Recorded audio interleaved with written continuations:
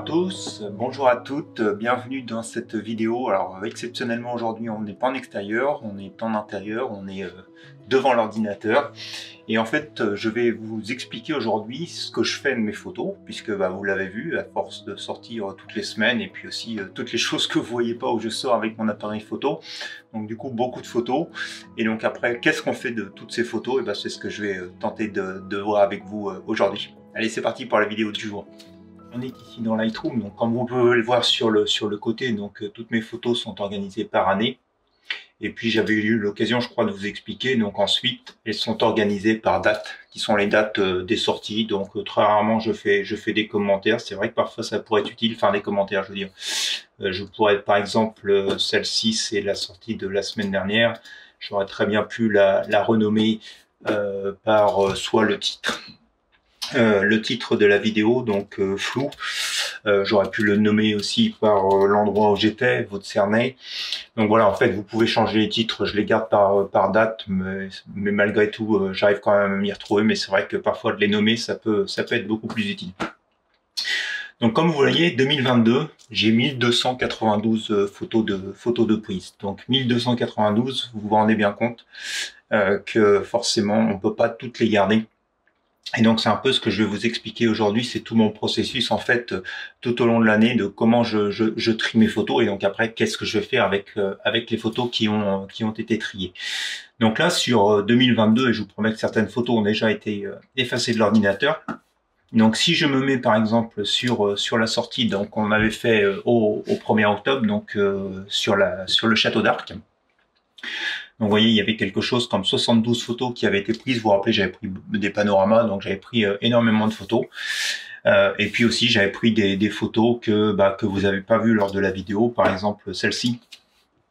Tout simplement parce que vous voyez, j'ai toute une série de photos ici qui sont beaucoup trop sombres. J'avais essayé de faire un bracketing, mais finalement, j'ai pas aimé l'effet rendu, mon cadrage et compagnie, et du coup, j'ai pas choisi ces photos. Il y a la fameuse photo donc qui était floue aussi que j'ai pas utilisée.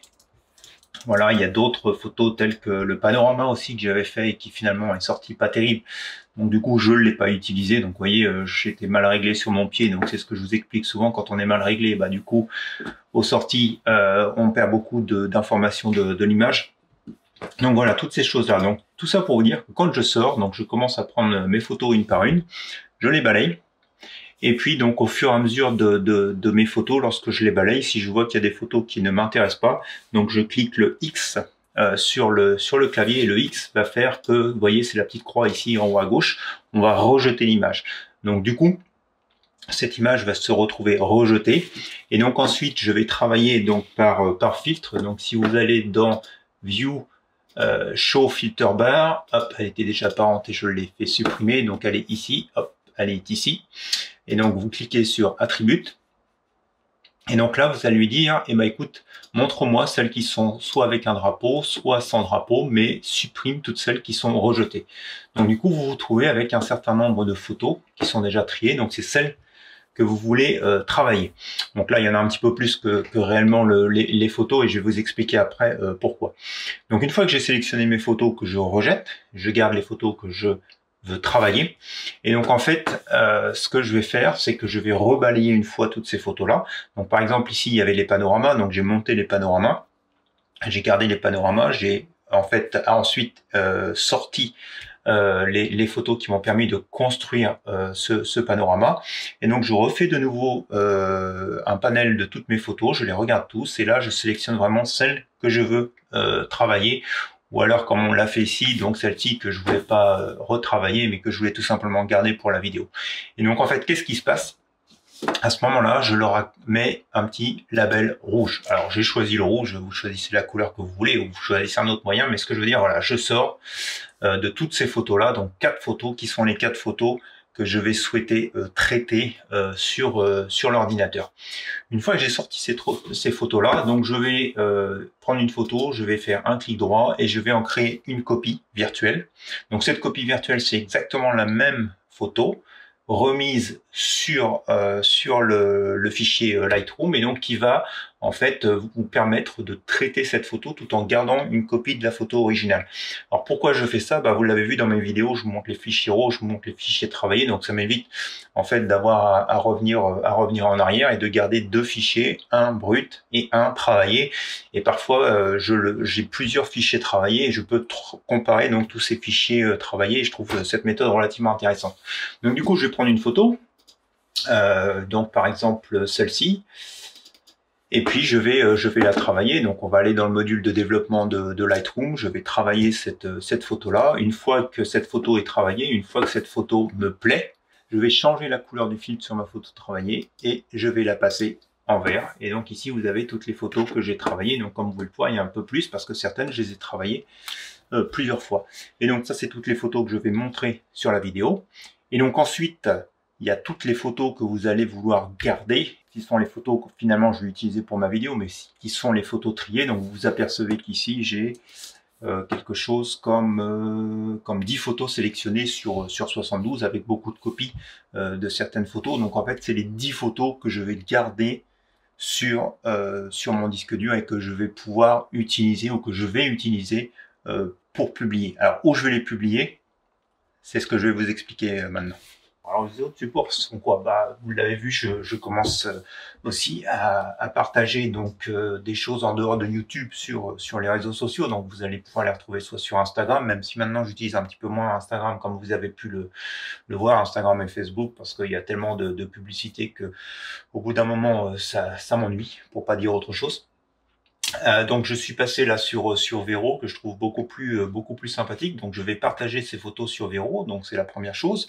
Et puis après moi au niveau personnel, donc en fait bon vous l'avez vu, je travaille sur Apple. Donc ce que je vais faire, c'est que je vais transférer toutes ces photos là dans Photos, donc qui est en fait l'endroit où je stocke toutes mes photos personnelles. Donc que ça soit des photos de portraits, les photos de paysages que je peux prendre dans les sorties, et donc après je vais les retrouver sur tous mes supports numériques. Donc c'est-à-dire que je vais pouvoir les projeter sur mon téléphone, sur une tablette, sur la télévision, et donc parfois sur les écrans de veille, et c'est ces photos-là qui vont tourner, et c'est ces photos-là que je vais pouvoir revoir avec plaisir tourner sur un écran. Et donc je trouve ça relativement sympathique, ou que je vais pouvoir tout simplement partager avec des amis lorsque je suis en voyage, ou lorsque je suis en train de discuter de telle ou telle sortie, de tel ou tel endroit que j'ai pu visiter. Et puis après, donc la chose que je fais le plus souvent, donc là j'en ai fait un exemplaire, mais on va en refaire un autre ensemble ici. Donc voilà, je fais des impressions des images. Donc je fais très peu d'impressions. Comme vous voyez, je crois que c'est le maxi que je puisse faire. Hein. Je fais que des impressions en A4. J'ai pas d'imprimante beaucoup plus grande, mais je vais faire des impressions comme ça. Et ces impressions-là, je vais les encadrer. Puis il y en a d'autres que je vais même carrément faire sur des tirages, donc des supports, par exemple aluminium. Celles que j'ai mis dans la cuisine, je vous les montre. Donc vous voyez, c'est pas des paysages, hein, comme je vous avais expliqué à une certaine époque, je cherchais un peu différents styles de photos, et donc je m'étais lancé dans les natures mortes, surtout en hiver. Et donc voilà, c'est ces photos-là que j'avais fait, ces photos-là qui me plaisent, et donc ces photos-là que j'ai mis sur un mur chez moi et que je peux voir maintenant quotidiennement, puisqu'ils sont dans ma cuisine. Puisqu'on parle des impressions, je vous montre rapidement donc sur Lightroom comment ça se passe. Donc je vais remettre mes barres d'outils. Donc, admettons que je veuille imprimer le château, puisque celle-ci, juste à côté, je l'ai imprimée hier soir. Donc, en fait, dans Lightroom, je prends ma photo, je vais sur l'onglet Print. Donc là, la photo va s'afficher, excusez-moi. Et donc ici, en fait, vous avez toutes les caractéristiques de votre page. Donc, comme vous pouvez le voir ici, donc là, j'ai sélectionné pour avoir une seule image. Mais vous avez ce petit fichier-là qui sont RAW et colonnes, donc qui vont vous permettre en fait d'afficher beaucoup plus d'images en fait sur une page. Donc, si vous en avez plusieurs, vous pouvez imprimer une page avec plusieurs images. Donc là, une seule image, donc une colonne, une ligne. Et puis donc vous pouvez jouer sur la taille de la cellule, aussi bien en largeur qu'en hauteur, ce qui va changer l'orientation parfois de votre photo. Vous pouvez jouer sur les marges, donc forcément ça va avoir une influence aussi. Donc la marge du haut, tac, voilà, on va la redescendre un tout petit peu sans que ça touche à mon image. Et donc après, ce que je vous conseille de faire, vous avez ici les pages setup et le print setting. Donc vous allez dans print setting. Et puis là, en fait, vous allez sélectionner ce que vous voulez faire. Donc je vais faire une impression en couleur. Je vais sélectionner, ça c'est propre à chaque imprimante, mais je me mets toujours à la qualité maximale. Donc sur du média qualité et normalement le média tab, voilà, c'est du photo. Alors moi je suis en photo papier brillant, prof. Et donc je vais le sauver. Donc voilà, une fois que c'est fait, et ben vous lancez l'impression et puis on regarde ce que ça donne.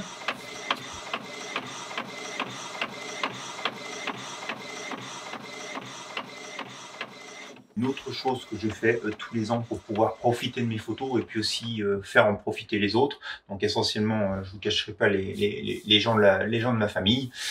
Donc je publie tous les ans un calendrier. C'est à peu près à cette époque-là de l'année que je commence à travailler sur un calendrier. Donc comment ça se passe sur le calendrier? Donc là, vous avez vu, donc j'ai sélectionné, donc j'ai 94 photos qui ont été sélectionnées tout au long de l'année. Donc si vous regardez, hein, il y a beaucoup de photos qui ont été prises lors des sorties que j'ai pu faire avec vous cette année pour faire les vidéos. Donc ces photos-là, je les exporte au fur et à mesure de l'année d'ailleurs dans un fichier sur Lightroom Mobile que j'ai appelé calendrier 2022.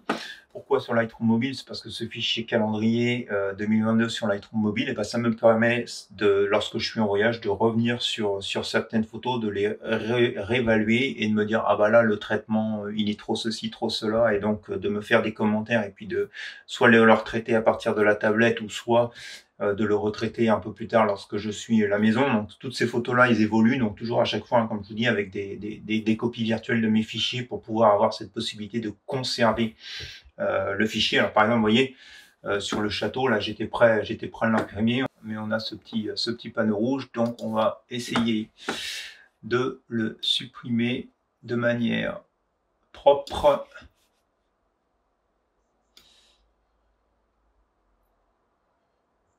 Hop. Tac.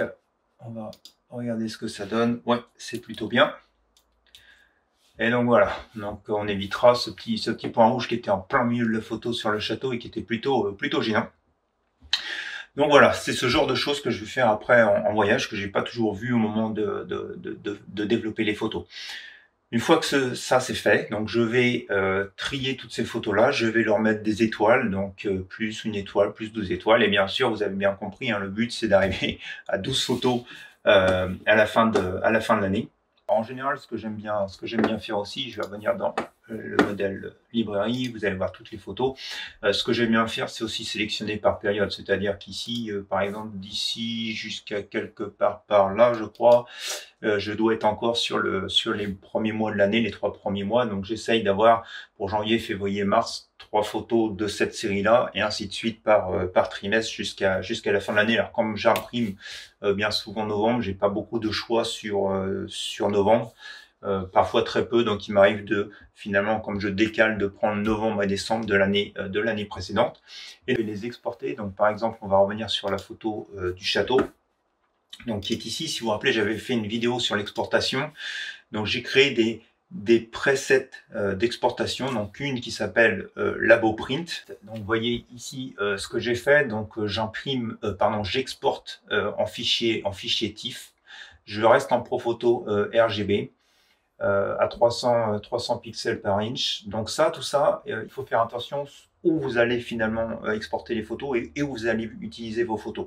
Alors, j'ai déjà eu l'occasion tout au départ de faire des calendriers avec des labos photos, donc on va dire très utilisés, qui font de la pub à la télé, pour pas citer de marque, mais qui utilisent que des fichiers JPEG. Très honnêtement, la qualité est pas terrible.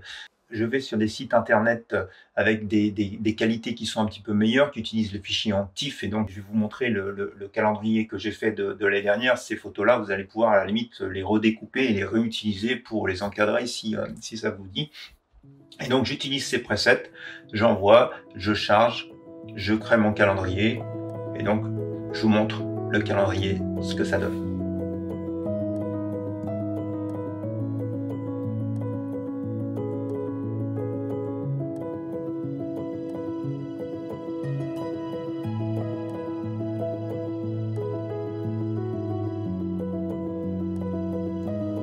Donc voilà, plein de façons d'utiliser ces photos. Alors j'aurais pu parler aussi d'autres choses que je faisais un peu plus dans le passé, qui sont des livres. Donc là, non pas, je publie pas pour un calendrier, mais je publie pour un livre et ça me permet de refeuilleter plus tard le livre. Je l'ai beaucoup fait lors des voyages que j'ai pu faire par mon comité d'entreprise ou de manière personnelle. Donc c'est aussi d'autres souvenirs que vous allez garder sous un autre format.